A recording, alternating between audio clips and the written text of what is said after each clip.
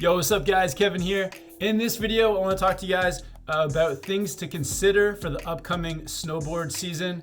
I know that a lot of resorts are rolling out their new rules with COVID and everything that's happening. So I've been thinking about what I need to do for the upcoming season to make the most of it, to go snowboarding as much as possible, and to hopefully avoid as many problems as possible too. So I made a list of 10 things that I want to share with you guys right now. So starting off, before you buy your season's pass, look into the rules set out by the resort. A few places have already laid out their rules for the upcoming season. So before you shell out a few hundred or over $1,000, make sure that you know all the rules that you're getting into, because season passes can be expensive and different resorts are putting out different rules. So make sure it's going to be worth it for what you're paying for the season pass. The second thing to consider is that a lot of resorts are starting up a reservation system. So you're gonna actually have to go online the day before and reserve for the next day of snowboarding. So this can affect a lot of things, who you'll be able to snowboard with if your friends can't reserve online, and also just if there's a weekend or a great powder day coming up, then anticipating that there can be a lot of people reserving. So something to consider. It may affect where you ride depending on what reservation process is put in and how busy the resort is naturally. If there's a resort that's already very busy, then you know you're going to be competing with a lot of other people for that spot on the reservation list. So definitely look into that, learn about the reservation process before your snowboard trip.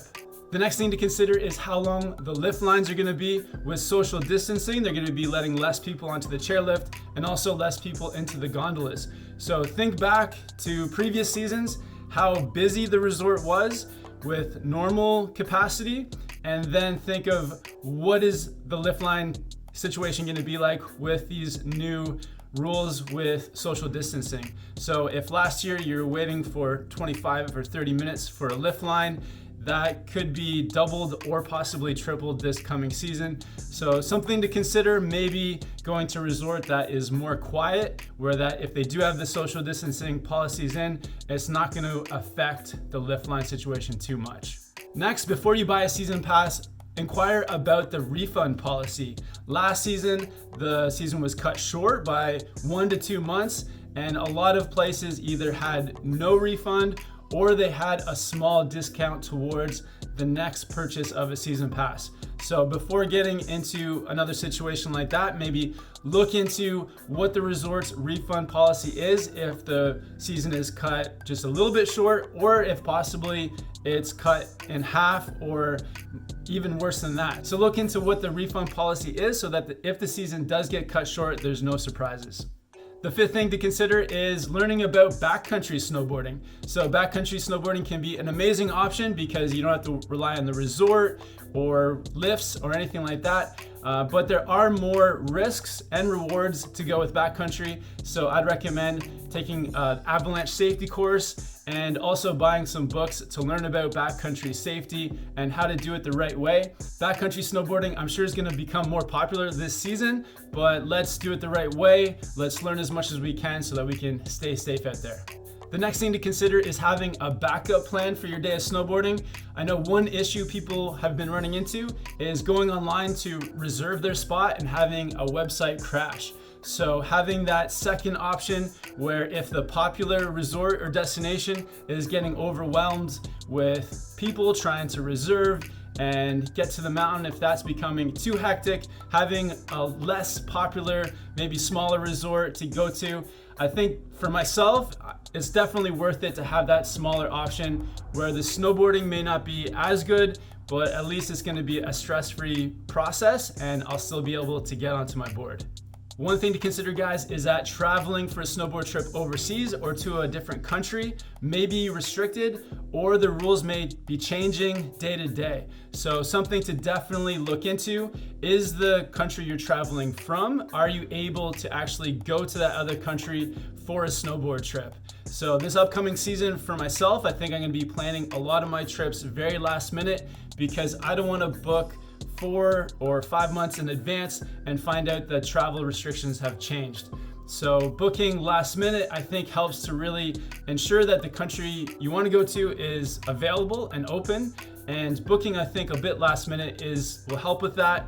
Also, if you do book a trip and it's in a different country or overseas, check out the cancellation policies so that if something does pop up and you can't get to that country, you can at least get a refund of all or most of your money back. So it's going to be a bit more tricky to travel this upcoming season for snowboard trips, but a little bit of research I think will help you to avoid any problems. Number 8 on my list is to expect that a lot of the lodges to get food and drinks may be shut or even have a limited capacity. So bring your own food and drinks so that you can avoid dealing with a big lineup, or if the lodge is shut altogether. So having your own food and drink helps you to avoid that problem. Also, if you need to go into a ticket office or into a rental shop, make sure you bring a face mask, because if you get denied entry to get your lift ticket, that could be a real pain. So just planning ahead of time with the lodges possibly being shut or limited stores for rentals, planning all that stuff ahead of time and being prepared will save you a lot of time and more time to snowboard. Number 9 is be prepared for parts of the mountain to possibly be shut. I know with borders being closed, some resorts rely on overseas workers to have the mountain operational. So I'm expecting that some areas of the mountain may be closed due to not having enough staff. Some of these mountains are huge and require thousands of workers and employees, a lot from overseas, whether it's in the lift operations, in the restaurants, or in the ski schools. So be prepared for a limited staff, and that's something to consider, whether or not you're willing to pay full price for a ticket of a mountain that may be half shut or even have some of the best areas shut. So something to consider, maybe call ahead, because if you're going to your favorite resort because of an area that you love to ride, and they may have that area shut because of low staff. So I would call ahead, make sure that the resort is running at full capacity, just to make sure that you're getting exactly what you pay for. And finally, guys, something I'm gonna definitely do, and I hope you guys will check this out as well, is explore some of the smaller, more independently owned resorts. Some of these places don't get as much attention because they don't have big marketing budgets, or they may not have the biggest mountains. But sometimes I found that the smaller resorts are actually the best, because you have small lines, you may have limited terrain, but when you have all that terrain to yourself, you can really have a good time snowboarding. So if there's a lot of stresses out there and issues with booking, being able to drive up to your local smaller resort and just have a good time snowboarding, I think is an amazing option, and something I'm definitely gonna try to do more of this season. Awesome, guys. So those are my 10 tips for the upcoming snowboard season. If I missed anything, it'd be great to hear from you guys down in the comments section. Give this video a like if you found this video helpful. Make sure to subscribe to the channel, because I've actually got some upcoming snowboard trips in the works for Switzerland and Austria, so more videos coming soon. Thank you guys so much for watching. Have fun out there snowboarding. I'll see you in the next one soon.